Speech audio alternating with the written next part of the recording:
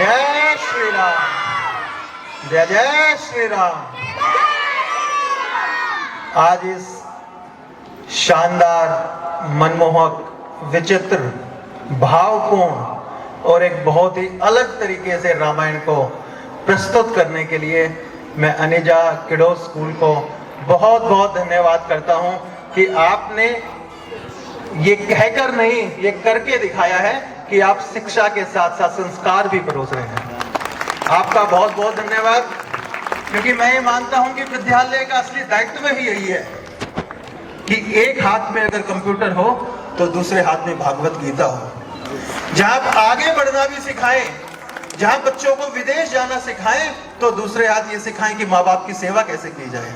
तो मैं आपका बहुत बहुत धन्यवाद करता हूं और मैं ये कहता हूं कि शायद ये अगर संभव है तो अनेजा स्कूल में ही संभव है कि जो आप बारीकी से इतनी छोटी छोटी चीजों को, जैसे दिया जलाने का कार्य है, वो आपने, जैसे जो हमारे मेघनाथ थे, मैं अभी सर से कह रहा था कि मेघनाथ जो थे वो उनके तो एक पर्सनैलिटी बहुत अलग थी, हनुमान जी की। एक हर व्यक्ति ने अपना वो कार्य इतनी अच्छे तरीके से निभाया। इसके लिए मैं आप सबका on the stage, of the stage, सभी का यहाँ पर जिन्होंने इतनी मेहनत की है, मैं मानता हूं इस 1 घंटे कार्यक्रम के लिए ये कई दिनों से आप लोगों के लिए मेहनत कर रहे थे ताकि आपको इतना अच्छा कार्यक्रम प्रस्तुत कर सकें। इसके लिए एक बार जोरदार पूरे स्कूल मैनेजमेंट के लिए आप ताली बजाएंगे। देखिए, ये मैं मानता हूं कि ये सारा खेल भाव का है, ये सब खेल भाव का है, वरना कोई जरूरी नहीं थी ये कार्यक्रम करने की। जिसके मन में संस्कार होते हैं, जिसके धर्म के प्रति जागृति होती है, उसी के मन में ये विचार आते हैं कि नहीं, मुझे अपने बच्चों को शिक्षा के साथ साथ वो संस्कार देना है जिससे। और जो अभिभावक गण बैठे हैं, मैं आपको कहना चाहता हूं कि आप लोग भी सौभाग्यशाली हैं कि आपने ऐसे, आपका बच्चा ऐसे स्कूल में पढ़ रहा है। मैं तो नमन करता हूं जीएस अनेजा जी को, इनका व्यवहार, इनकी मृदुभाषी और इनका बड़प्पन जो शायद इस स्कूल में आज फल फूल रहा है। और मैं देख रहा हूं इनके संस्कार, कहने की जरूरत नहीं है, वो दिख रहा है। और मैं, आदरणीय मैडम हमारे साथ खड़ी हैं, और मेरे छोटे भाई जिन्होंने स्कूल में एडवांसमेंट के साथ साथ ट्रेडिशंस को कैसे साथ हम आगे बढ़ाएं, ऐसे मेरे छोटे भाई परम अनेजा जी, मैं इनका धन्यवाद करता हूं। प्रिंसिपल मैडम का धन्यवाद करता हूं कि आपने मुझे यहाँ पर आमंत्रित किया और सौभाग्य दिया कितनी अच्छी प्रस्तुति को मैं देखूं। साथियों, मैं मानता हूं कि ये गौरव का विषय है।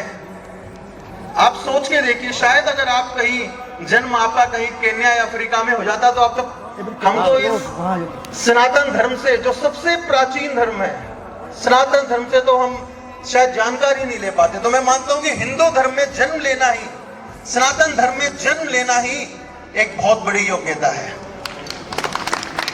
और आप गौरवान्वित महसूस कीजिए कि आपने उस देश में जन्म लिया जहां पर भगवान राम ने जन्म लिया।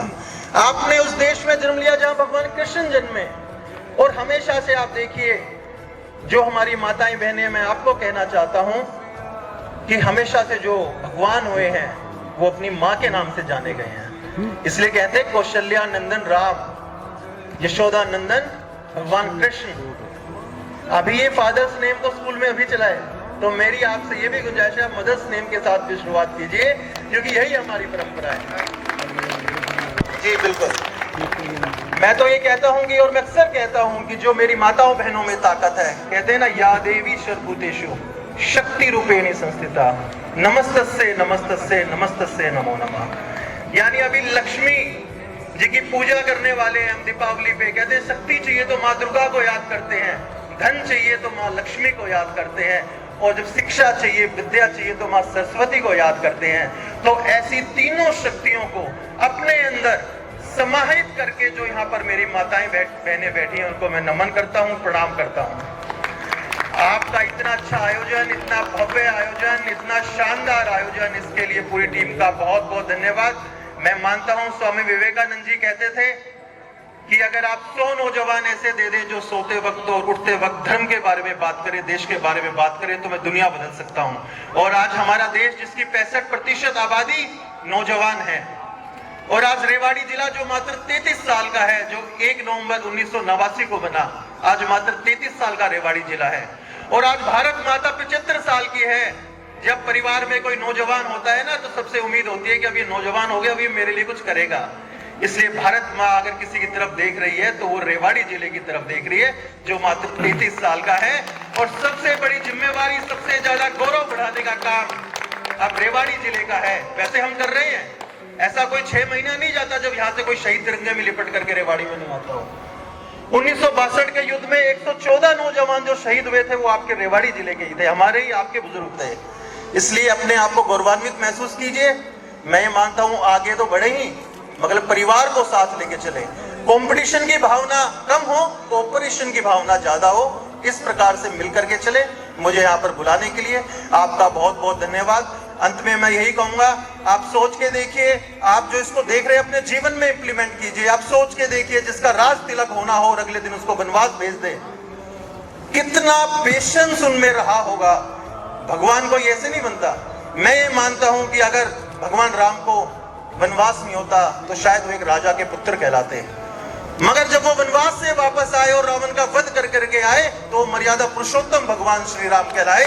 यही कह रहा हूं, अगर जीवन में विपरीत परिस्थिति है, अगर आपको लग रहा है कि आप किसी ऐसी मझधार में फंस गए हैं, मैं अंत में आपसे यही कहूंगा कि हार पर हताश क्यों, पल भर में निराश क्यों, लक्ष्य पर वार कर, बार बार हजार कर, सो मुश्किलें कतार में परवाह नहीं प्रहार कर, परवाह नहीं प्रहार कर। बहुत बहुत धन्यवाद। Thank you so much. जय श्री राम।